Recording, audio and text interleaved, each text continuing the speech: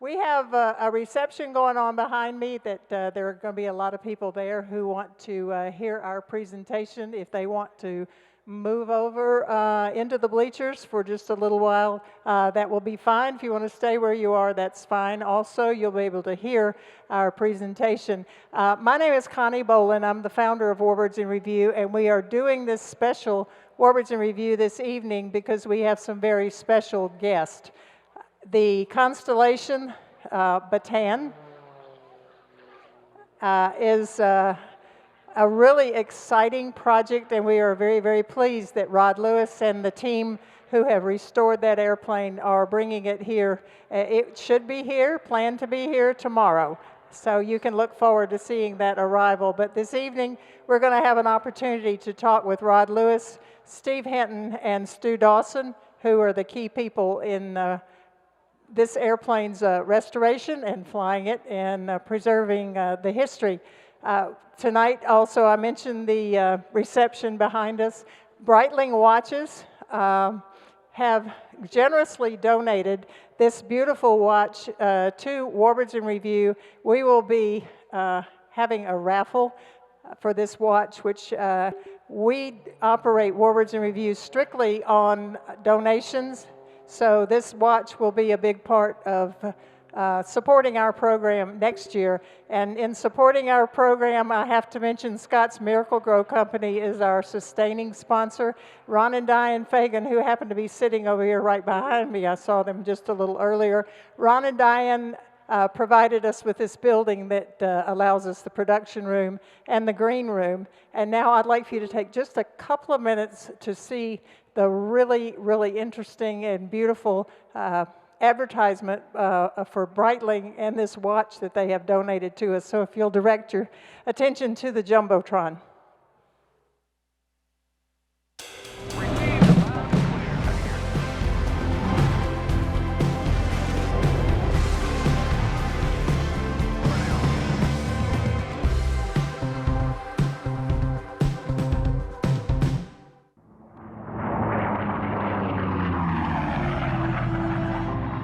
Today, we are pleased to announce that Warbirds in Review has received a generous donation of a beautiful Breitling Super Avi B04 chronograph GMT 46 tribute to the Vought F4U Corsair watch.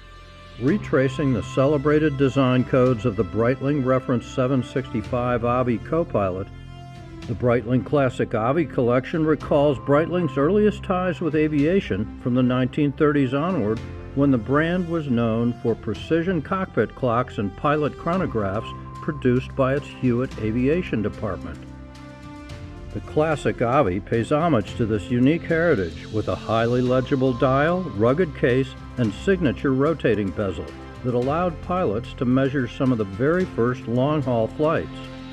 Today, the collection celebrates the pioneering spirit of those early aviators along with 4 legendary airplanes: the Curtiss P-40 Warhawk, the de Havilland Mosquito, the Vought F4U Corsair, and the North American P-51 Mustang.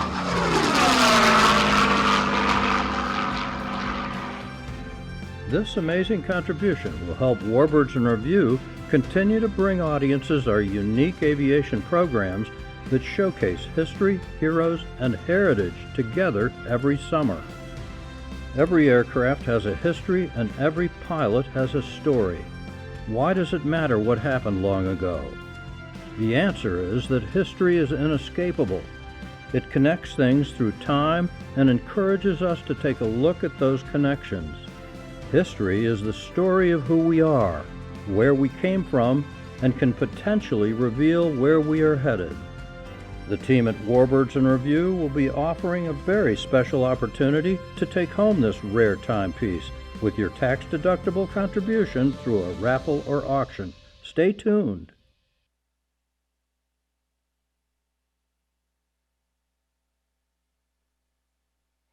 As we key up our video for our introduction video, I will recognize our Sleeping Dog Productions air-to-air TV crew and invite our guests to come out.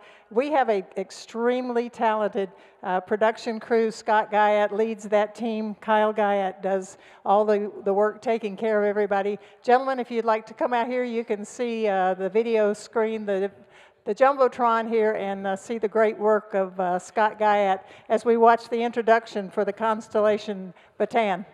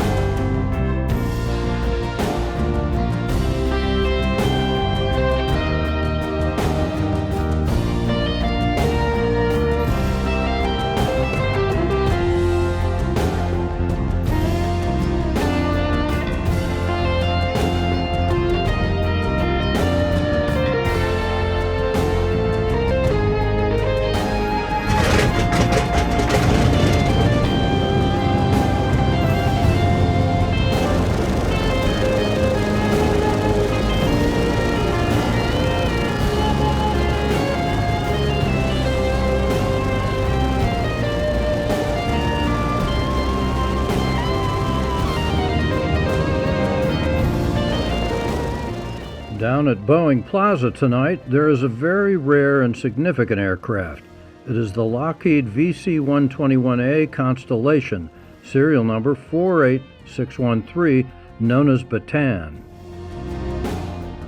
In 1948, the U.S. Air Force ordered 10 Lockheed Model L-749 aircraft, the graceful Constellation airliner.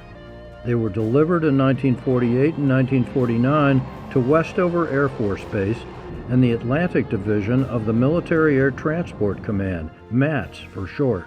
Their Air Force designation was C-121A.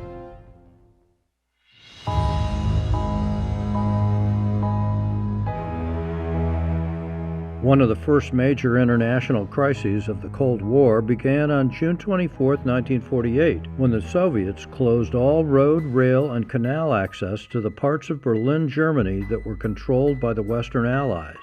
The Berlin Blockade left the people of West Berlin without their normal supplies of food, fuel, medicines, and other necessities.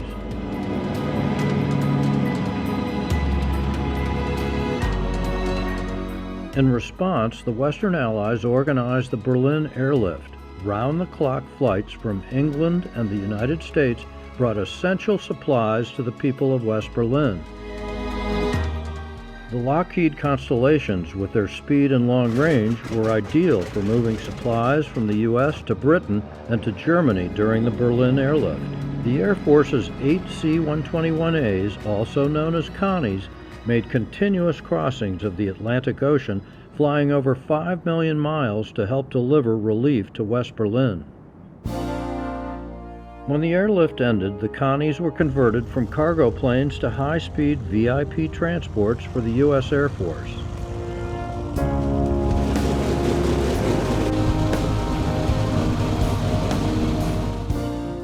In 1950, during the Korean War, Connie number 613 became the flying command post of General Douglas MacArthur, who was at the time Supreme Commander of Allied powers in Korea. MacArthur named his constellation Bataan after the Philippine peninsula, known for the infamous Bataan Death March of 1942, when 75,000 American and Filipino prisoners of war were brutally force-marched more than 60 miles to captivity in POW camps. Subjected by Imperial Japanese troops to hunger, thirst, beatings, torture, and wanton killing, more than 5,000 Filipinos and 500 Americans died or were killed during the 8 days of the march. Many more would die in the POW camps of torture, starvation, or disease.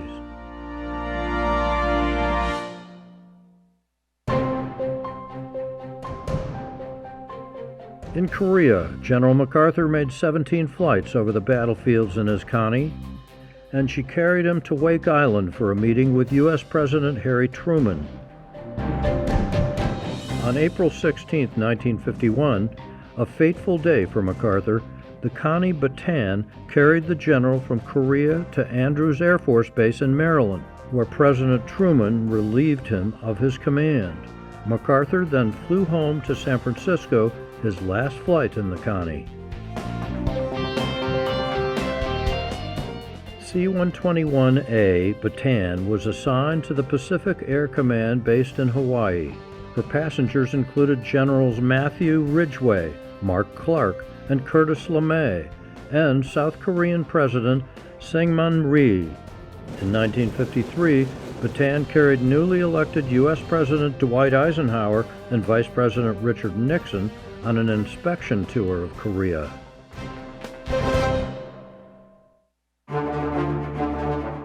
All C-121s, including Bataan, were removed from Air Force rolls in 1966 and sent to the boneyard at Davis-Monthan Air Force Base in Tucson, Arizona. Several were stripped of military gear and sold to civilian operators in Canada for use as firebombers and bug sprayers. 3 Connies, including number 613 Bataan, were assigned to NASA for use during the Apollo space program. When the Apollo space program ended, NASA 422 was acquired by the Army Aviation Museum at Fort Rucker in Alabama and put on display out in the open, and there she sat for 20 years. Officials at Fort Rucker considered scrapping Bataan in 1993 until Ed Maloney, founder of the Planes of Fame Museum in Chino, California, offered to take possession of her. "That's a historic airplane," he told skeptical Steve Hinton, president of Planes of Fame. "We've got to find a way to do it."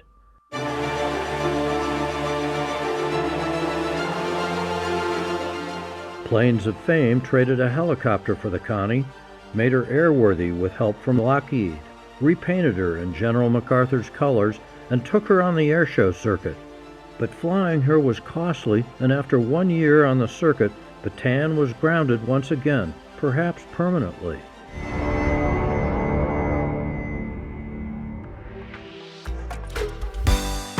Enter Rod Lewis, well-known aircraft collector and owner of Lewis Air Legends and the Air Legends Foundation.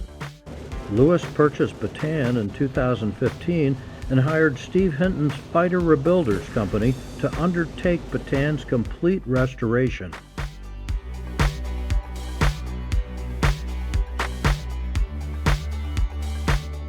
Finding parts wasn't easy, and few people knew anything about the 1950s-era airliner. Making Bataan flyable again was, said Hinton, like restoring 10 or 15 Mustangs. But despite the difficulties, Bataan once again took to the air on June 20th of this year, just in time for the trip to Oshkosh. She proudly wears the colors of General MacArthur's transport and will soon be given an all-new, historically correct interior. Lewis plans to fly Bataan to events around the U.S. and maybe Europe and beyond, so Bataan will be seen and appreciated by thousands thanks to Ed Maloney's vision to save her from scrappers and Rod Lewis's dream to bring this beautiful and historic airplane back to life.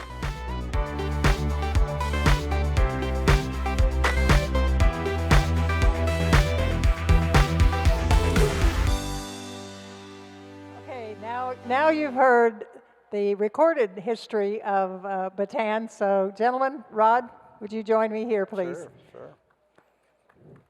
Thank you. Which seat are we in? How about this one right here for you, Rod? Okay. Sounds good. Does that put you in, or would you rather be here in the shade? No. Okay. I'm fine. All right. Thank you. Steve, if you'll sit next to Rod, and we'll put Stuart on the end. Okay. That's a good place for you, isn't it? Ladies and gentlemen, I am honored to be here with these three gentlemen, Rod Lewis, Steve Hinton, and Stuart Dawson. They represent the Warbird community, and the professionals, the dedicated people who who have done so much for all of the Warbird aircraft, and now we have this Bataan. So, Rod, tell me, what possessed you to think that you wanted to restore something of this major undertaking? You know, Connie, I'm honored here, first of all, to be here with my teammates to represent, you know, our airplane that's supposed to be here, should be here tomorrow, and your namesake. But I think I asked that question many times, actually. What possessed me to do this? I think it started probably in 2012. Steve and I made a trip over to the Ukraine, and we were looking for a large project. And in this case, it was a Tu-95 Bear. And we went over there, checked it out. It was nothing like we were told. Hadn't been flown in 10 years. We were told it was started up every 3 months. And so we got pretty discouraged after that, came home, and I asked Steve, what can we do that's a big project that we can enjoy as we get older and we can fly as a crew? And Steve came up with an idea that at his museum in Arizona that they had a Connie. So it just started from there, and Steve, you can pick it up and explain a little more. That is a big project. And let me do just a little production here. If you guys would like to be in the shade, you could move your chairs up just a little bit if you'd like, and you'll be in the shadow of this beautiful Corsair that also happens to belong to Rod Lewis. But that just keeps you guys out of the sun a little bit. So that makes a difference. much better, huh? You okay? Okay. Well, Rod's just going to leave you guys over there completely. So, it's, okay. So, Steve. Okay. So, Steve, tell us about the project. The beginning with Ed Maloney, with his vision, was amazing. Well, it's kind of a funny story. You know, for the air race game, we're friends with Wiley Sanders Group out of Troy, Alabama there. And one day I got a phone call at the shop that from his guys said, you know what, Fort Rucker has this Constellation sitting there, and you know, it's probably available if you guys want it. You know, you're a museum and all, and we know you. And so I said, no, I don't think so. I mean, we you know, we're strapped, just taking care of what we have. But anyway, I mentioned it to Ed Maloney the next day, and Ed just he stood up and said, really? He said, we got to get that airplane tonight. It's like, well, Ed, we can't afford to put that together. He says, we'll find a way. So anyway, against, I wasn't too convincing to talk him out of it, but God bless Ed for that. And that's what we did. And it turned out it kind of unfolded because as we made a trade for it and we got it, and it just happened to be a retired vice president from Lockheed who lived in Ontario, California, north of Chino, heard that we had it. And he was actually a crew chief on the airplane when MacArthur had it. And so he, through his connections at Lockheed, organized some restoration, and we flew to Dothan. Well, we sent our guys there for about 5 or 6 months to get it flying. It hadn't flown in almost 20 years. And put a crew together and flew it over to Dothan, and Dothan stripped all the NASA paint off of it and put it in MacArthur's markings, and then it went to Addison, Texas, and they put an interior, replica of the MacArthur interior in it, and then it came to Chino. So we operated it for several air shows, but it just was very evident we could either fly the Connie or fly about 10 or 12 of the other airplanes. You know, that's what it would take to really maintain it correctly. So we ended up taking it out to our museum out in Arizona and put it on display. You know, a desert's a good place for an airplane like that, and then right on the highway and all. And then, like Rod had mentioned, our conversations, and we, an aviation museum that we are, we don't have excess funds, but Rod seemed kind of interested, and Rod went and looked at it, and we figured, well, it'd be worth our time, and Rod said he was willing to commit to it.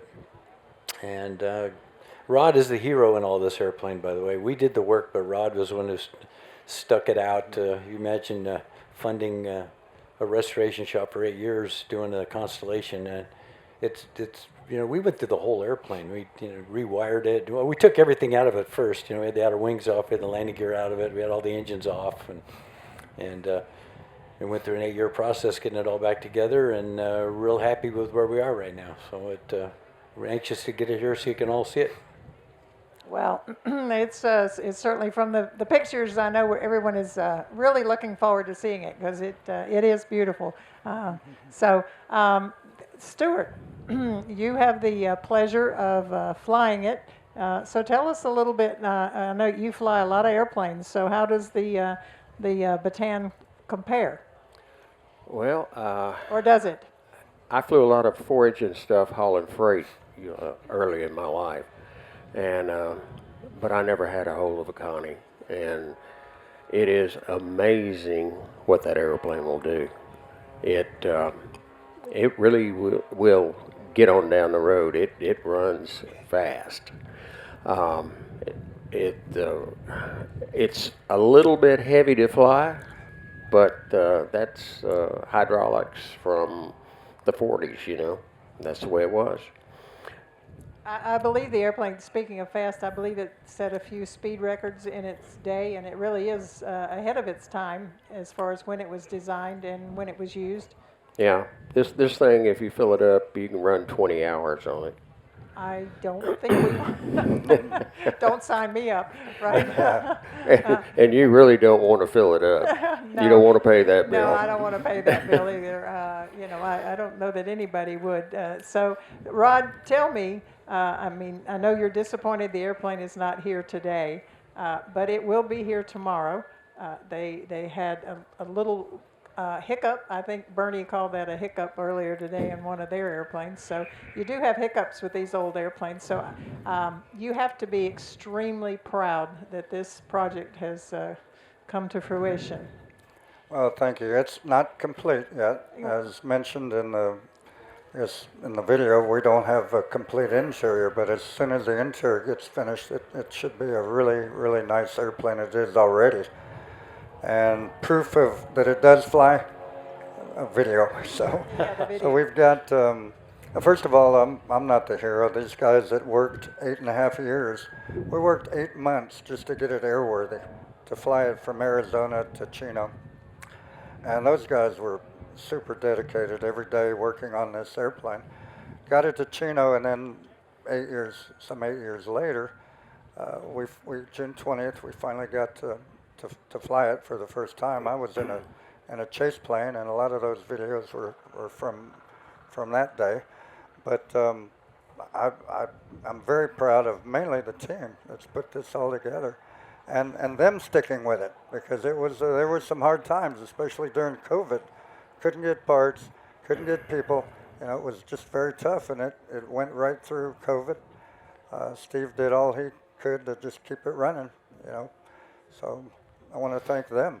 Well, yeah, and you his know, guys. we should all, you know, any of us who fly airplanes, we don't recognize the crew chiefs and the maintenance people often enough, but they're the guys that keep us going. And of course, Steve does all of it with his team. How many people do you have working there in Chino, or do you know?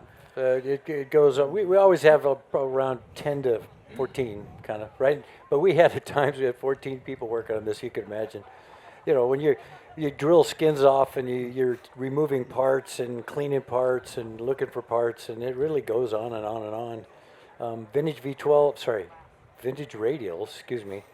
Mike Nixon did the engines for us, and they're a hybrid engine. They used the power case and nose case off of the latest turbo compounded 3350 and put it on the early blower so it all fit in the same cowling and the same engine mount. And you know, we just have a lot of experience through the years, and we found ways to make it happen. We modified the electrical system. You can imagine the 1940s, 50s electrical system. There were wires, I mean 1,000 pounds of wires going through that thing, you know, because it was pressurized and heated and air conditioned and of that era. And we made it more like a Warbird. We wanted to make it as simple as we could so we can maintain it. So it's we're real proud of what we've done, and when you see it, you'll agree it's a really nice detailed airplane. And another thing too, we got to match the rest of Rod's airplanes. You know, when Rod, every one of Rod's planes is a gem, and we just want to make sure that we keep that. Well, there's for Rod. Well, you're right. You have a high standard here with the Lewis collection to live up to. So, if I understood you correctly, these engines are for this airplane. They are specific to this Constellation. Yeah, but I mean, they're the parts that are available, and it's not a major change in any way. The same, we use the reduced power settings that were assigned to that earlier engine. It's still a 2,500 horsepower engine, but the parts are a 3,500 horsepower engine. So they're the very latest evolution of that right cyclone 3350. And Vintage Radials has the largest inventory of that. Part of our deal with him is he would use as many new parts as he could, and most of the engines have all new, cranks, rods, cylinders, and cases. They're like new stuff. It really is, and it's really clean. It doesn't drip much oil, and we're used to working with 3350s on Sky Raiders that are always oily and spitting everywhere. You see in the video there, when it starts up, it looks kind of like it just spits smoke out. It doesn't even spit oil out. We're really impressed with it. Yeah. Well, that's cool. As you say, radials, if it has any oil in it, you're going to see some of that oil Yeah, coming out. 50-gallon You oil better tanks. see some out. Better see some come out. It better, yes. Okay, Stu, tell us again your impression of the engines, the operation of the airplane. So, what's different about operating this airplane, say, than a single-engine airplane with this basic same engine? Well, we've got 4 of them to You take got 4 care of of. them, yeah, all right. And it takes 3 people to fly this airplane, a pilot, co-pilot, and then you've got an engineer. And the engineer basically operates everything. You start and initiate what we're doing, like takeoff power, and he sets it. And anything you want and you need, you just tell the engineer, and they'll do it. So it's really, you got to get coordinated. Everybody's got to work together on this thing. Well, that's what it's very important. You call for the power, and the You engineer call for what takes- you want, and he will give it to you. So is your engineer? No, I'm sure your engineer is still over with the airplane, probably. Yeah, he's still with the so airplane. we can say thank you to him because he's probably the most important part of this. They're equation working here. real hard. Yeah. That's really good. Steve, would you make a shout out to anyone else here in the audience or any of your crew who made this possible? What was a high point and a low point in this 8-year restoration? Well, when you say a high point, well, when Stu and I shoved the throttles up for takeoff, and we both looked at each other. Boy, this thing goes. It hit 100 knots and 1,500 feet. We were kind of okay. Let's go. It was really surprising, but we were 50,000 pounds below gross weight, so that's part of it. But that was probably the high point of the whole thing coming together, and we finally flying the airplane. And like Rod said, the low point during the COVID years, everybody's struggling, and we were down about it, but we all stuck with it, and we had so much enthusiasm with the people that we were doing business with. Everybody's excited about being involved with the Constellation. So. Sure, Yeah. and it is gorgeous. So, who polished this airplane? There was a company that was hired to do it, and they polished. There was 9 people on it for 8 weeks, and it was done there at Chino, and they made a big giant mess. It was just that fuzz going everywhere. But and they were everyday black face, from all the polish. But they were smiling. Everybody loved working on it. It really did. Well, that's a big. I mean, you can polish a prop and be worn out, if you're one individual. So I can see where you hire somebody. Yeah, when Rod came up with a paint job, he's got polish. Ooh. Ooh.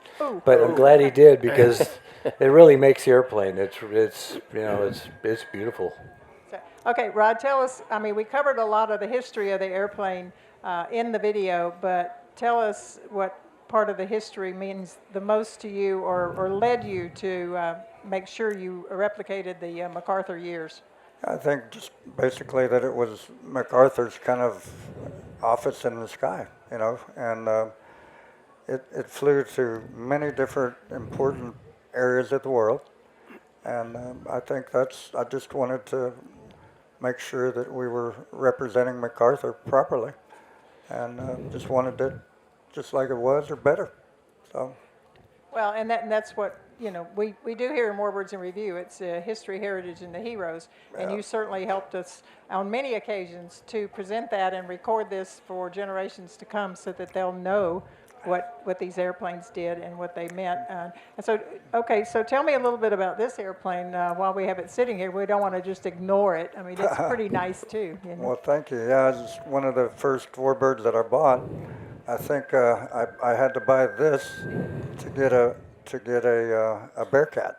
So I bought a -1 Bearcat with this, probably in that was 20 years ago. So I'd always wanted a Corsair, always wanted a Bearcat, so the package deal was just perfect. Perfect. So what was your first Warbird? First Warbird was actually a T-28C, and I flew that for many years. Bought that in 1994 and brought it to Oshkosh, did some work on it, brought it to Oshkosh, and it won best T-28 in 1995. And then my second Warbird was a Whirlaway to get some tailwheel time. And that was a beautiful airplane. George Baker out of Florida built that one. And just loved flying that. And then kind of my next one was an NA-50. And then I guess the following was a Mustang. Then I finally got to a Mustang. So. Okay, Stuart, what was the first Warbird, or what was the first airplane that you flew at what age? I went to the airport when I was 16 because I had to have a job. I couldn't put gas in my car, and I never left. I just stayed there, and I worked there doing the line and fueling airplanes, and learned how to fly, and just never went up. Never stopped. You never grew up. I never grew up. Never grew up. That's a good thing. Don't want to. Yeah, Steve. We've heard over the years the Chino boys, or the Ed Maloney guys. Tell me a little bit about the history of Chino and Ed Maloney and you guys that worked as line boys, I understand, out there. Well, I actually started way before that. We were just, excuse me, when I was in second grade, when the nun left I tell everybody, when the nun leaves, right, you go on the chalkboard, you start drawing airplanes, right? But there was a kid on the third row over from me that could draw better airplanes than I could. And that was Jim Maloney. That was Ed's son and my wife's father. So, and in a young age, I just had the opportunity. Ed opened the door for Jim and I to, be part of the museum. And when you're 8 or 9 years old and hanging around the museum, all you're doing is, causing problems for the people that are serious about it. But you grow up and a lot of great mentors. I actually got a late start flying. I was 15 the first time I ever left the in an airplane, ever flew in an airplane, but like 3-4 years later, I'm flying a Mustang. So, and the first time I came to Oshkosh was 50 years ago. Wow. Yeah, I brought P-51 here, Leroy Penhal's Mustang, and then Jim was flying the museum's Hellcat. So. No, I'm not going to count. 73, 1973. 1970. Well, that's pretty impressive. And you've been here a lot of the probably years. Majority of the times, yeah. Majority of the times. Well, first time I ever got paid to fly an airplane, I got flying an F-86 for Bob Hoover. In 1974, I brought an F-86er. Yeah, that white one with the red stripe. If you ever see an old picture with a kid that working on it, that was me. All right. Well, Bob Hoover was a mentor for a lot of people and had a lot of good words of wisdom. And it was really neat to know some of these people. And that's what we're glad we've preserved, their history and their stories here. And now we carry on with the airplanes. And tomorrow you have to see a lot of the Corsairs out here. I asked Rod earlier. I don't know. The question was kind of like, why is the Corsair here? And he said, because you asked me to bring it. So okay. So what can we look for next year, Rod? I don't know how you top a Constellation. Well, next year we'll have a full-blown completed Connie. First of all. Yeah, with interior. Yeah, with an interior in it, with 24 seats actually. So, I don't know. Depends on what you're doing next year and what you need. That's what I asked for. I have to be careful what you ask for here. Okay, so this is going to be a shorter than normal Warbirds in Review because it is the afternoon, and they're going to start the night show here in just a little while. But would you guys be open to offering it out for questions if we have anybody who Sure. has a question out there? Sure. We can we take this. I don't know if that I have my mic handlers yet, but maybe if you raise your hand, I can walk over and there you go, a close one. That's good. Okay. Is there a time for it to arrive tomorrow? Is there a time for it to arrive tomorrow? Hopefully, it's going to be in the morning. We're waiting and we're coordinating this with the people where the aircraft is now, but it's up, and we're going to get over as quick as we can to get it back here. Okay, this gentleman. I'm a young Warbird buff. I love it. And how do you recommend a young person get into Warbirds?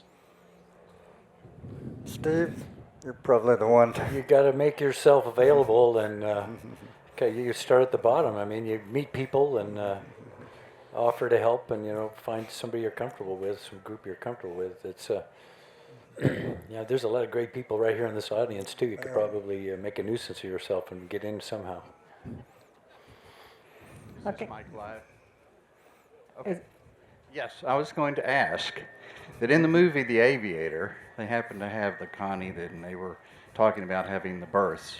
And so I wanted to know, is it going to be buttons or snaps? Don't know. I don't know. Yeah, and while we're waiting for the next question, I think we recognize Steve.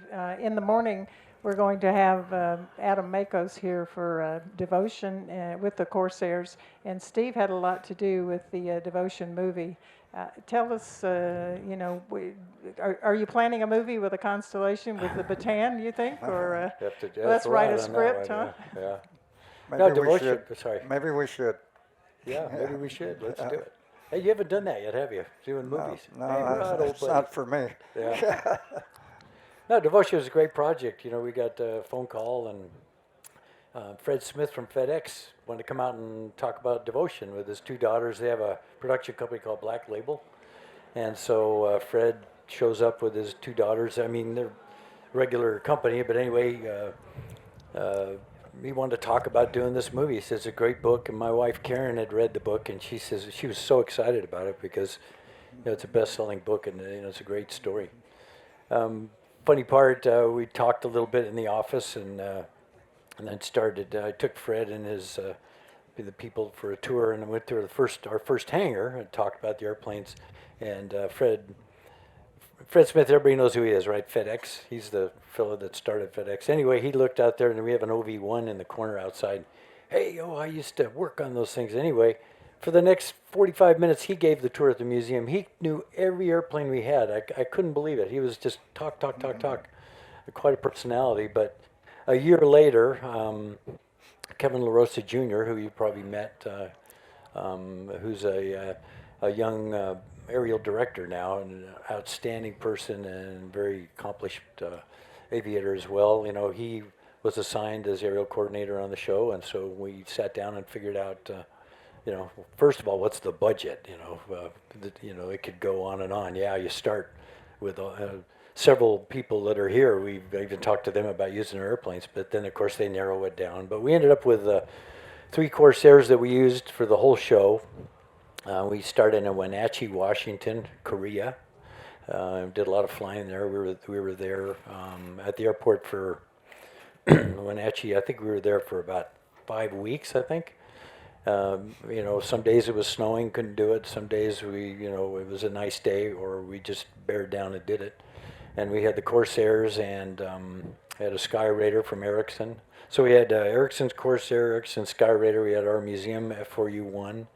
Dan Freakin's F4U4, and then we brought our MiG-15 up there too to do some scenes, and then from there we went to Pasco, Washington, and did all that stuff. If you watch the movie around the river and the lake, did it there, and then we took a break for a little while and got the Bearcats and Rod Sea Fury, and we went to Savannah with the Corsairs, and we based out of Savannah, and we set up Rod Sea Fury. He has a 2-place Sea Fury. Took the instrument panel out of the back and painted the tail blue, and we put the actors in the back of the Sea Fury, and John Maloney and I did the Bearcat scenes. If you see the movie, some of the best Bearcat stuff you'll see. Anyway, we did so much stuff, and of course they only used 5 minutes, but we had a ball. You know, when you're doing a movie, you get to do stuff that's way, you know, kind of usually illegal, but you got a waiver to do. But buzzing the beach and looping and rolling and formation rolls and stuff like that. They used a few little things, but it was a real great experience, and it was great income for the museum, and you know, all our guys were working on it. It was a great show, and Rod let us take some vacation away from the Connie for a couple months. That was a big deal, but it was a good movie, and unfortunately it has a really sad ending, but we're real proud of it.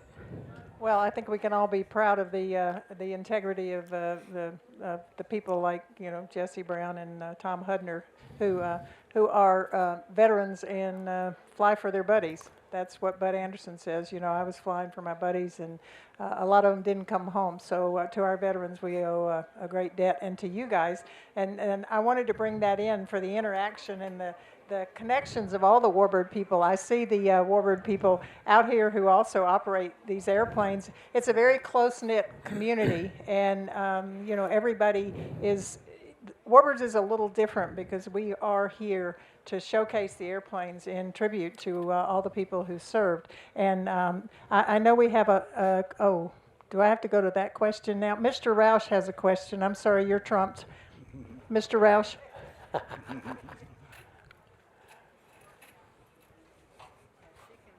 I want to make a statement about the museum, my first contact with it. I started drag racing nationally in '76, and the first time I hit the West Coast, I was at Pomona, and they had the Hellcat on the display at the grandstands, which was piqued my interest.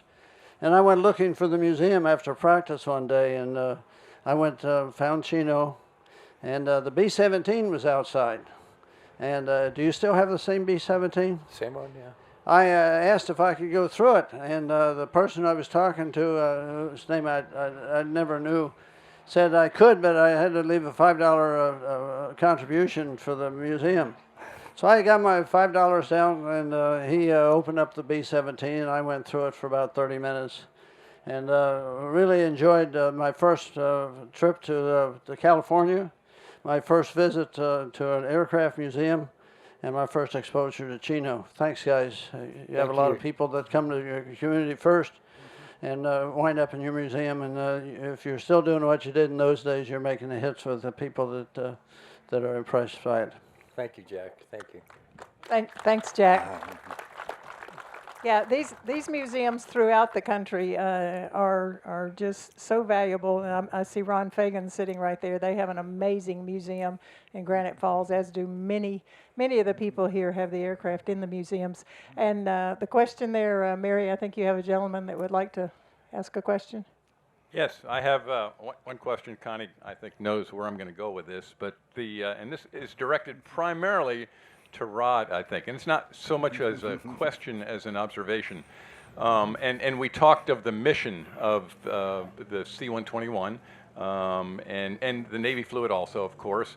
And I was privy to watching the film and when it was retired, etc. And I was kind of surprised when they said in 1966, I think it was retired from the inventory. And I looked at Connie and I said, well, I said, there's another variant out there that flew a lot longer than that. In fact, in the Navy, it truly flew longer than that. But I was stationed in Keflavik Naval Air Station in Iceland, and I was flying Phantoms at the time. And for early warning, what do I see sitting on the ramp but a 121? Of course, it was a little bit different. It had an EC before it, and it had the hump on the back, and it had the dish on the bottom. And that was our early warning. That was like 1978, I do believe. And a lot of people here don't probably realize that that is truly a Warbird version. And it was utilized a great deal in Vietnam also, again, for early warning. And of course, you know, it was replaced by AWACS, and the Navy had some E2s that were used also. But I think it's important to note that yeah, that truly is a Warbird variant, and really it helped me as a Phantom guy. My radar would only look so far, and then their call sign was Adola. The Adola guys would start talking to us, and they go, hey, and we were intercepting Bear bombers at the time, and here are these Bear bombers way out there, and they knew it. We didn't, They got us close, and we said, okay, we got it now, and off we went. But yeah, I thank you also for the restoration, for bringing it to note. But I think it is also important that people realize that, hey, this thing with a great big hump on the back and a dish on the bottom really helped out a lot of us fighter pilots all the way through about 1978, I want to say. Well, that's great to know. Thank you. And your airplane, it served in Vietnam with transporting people who were a very important part of that. So Rod, if we, did I have another question? Oh, I'm sorry. Yes, young man up top. First, I just want to say thank you to everyone here and everyone that's not here for bringing the Constellation. That's always been one of those iconic, legendary aircraft that I never thought I'd get a chance to see fly, and looks like tomorrow's going to be that day. So sorry if I sound like a kid in the candy store, because that's exactly what I am. But to piggyback off the first question, as far as leaving during one of the air shows, is that still planned for Friday, or you're doing Saturday, or is that kind of fluid right now? Because I'm leaving Sunday, so I was hoping to catch it on one of those 2 days. Do you still think, are you leaving Friday, or do you know? Excuse me. Rod can tell you that. Probably, since we're arriving so late, we're thinking about Saturday departure. Actually, we're looking for donations to fill it up with fuel. Yeah, exactly. So, no, I'm kidding. Yeah, well, we'll stay a lot longer. I'm totally kidding. So along those lines, how much fuel does this airplane hold? I'm talking gallons, not dollars in today's dollars. 5,965 gallons. I'm sorry, I stepped on you. Say that. About $75,000 worth. No, it's 5,900 gallons, yeah. Yeah, 6,000 gallons. And you're burning how much per hour? Well, it depends on where the throttles are, but flying here, we were 100 gallons an hour. 100 gallons an hour. 1,330 horsepower cruise, and it was indicating 250 knots across the ground. Yeah, we were running 260 sometimes across the ground. Yeah. We were burning 400 to 420 an hour. Yeah, total, all four. Total. All four, yeah. Well, it's good to have all four. Not absolutely necessary, but it's good to burn 400 gallons an hour. Got 50-gallon oil tanks, too, so it can stay up. Yeah. Actually, I've seen a video where they've shut down 3 engines, and it'll fly on 1 engine. Oh. Yeah. Yeah, it's in YouTube. Arthur Godfrey is talking about Super Connie, the most safest airliner in the world, and he goes, watch this. It's like, okay, here it comes. I hate it when they say watch this. Yeah, I know. It's like, Well, I guarantee you they didn't have very much fuel on board. Yeah, I guarantee you. They probably did it right over Edwards Air Force Base, too. Yeah, they had places to land if they needed to. So, Rod, any closing comments? I just want to thank the crew, the guys that aren't here. That was a good point. They're obviously working the hardest. We're over here kind of relaxing for the day anyway. So, but we'll get right back over there in the morning and join them. I want to thank them. Thank you for inviting us and having us here. And you guys have anything to add? Just like I say, we got some famous people in the audience, and I want to thank you for all you guys do, and thanks for sure. Yeah. And we're going to get the Connie here tomorrow. Yeah. And Stuart, as the pilot, is there anything I've missed that you think people would be interested in knowing about the airplane? They just need to come look at this thing. It's really impressive. It is really impressive. If you like airplanes and you don't like the Connie, there's something wrong with you. Yeah. Well, I mean, who wouldn't like a Connie? Yeah. That's right. You led me into that. That was not planned. Guys, Rod, Steve, Stu, thank you. I mean, ladies and gentlemen, it's been my honor, and I thank you for all of you being here late afternoon looking into the sun. But thank you guys so much. This is going to be really special to see you come in tomorrow. You have to let us know what time you're coming, okay? Okay, one more thing. I want to thank my wife for letting me do Karen. this. Thanks, honey. Karen. She's always patting me on the back. As long as I come home happy, she's happy. Yeah, it was really her dad that's responsible for most of this, right? Yeah. So aviation wives are really understanding. Well, the first time we left the Chino Pattern and we were buzzed Santa Maria Airport.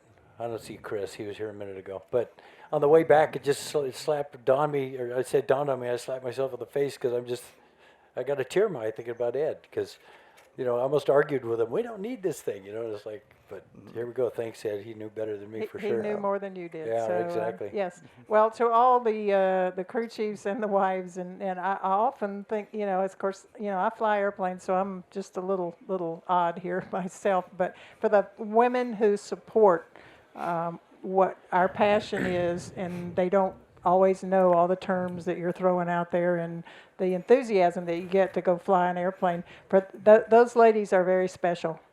And so my hat's off to all of you, and April's up there also. So thank you. And gentlemen, we'll see you tomorrow. Sounds good. Thank you.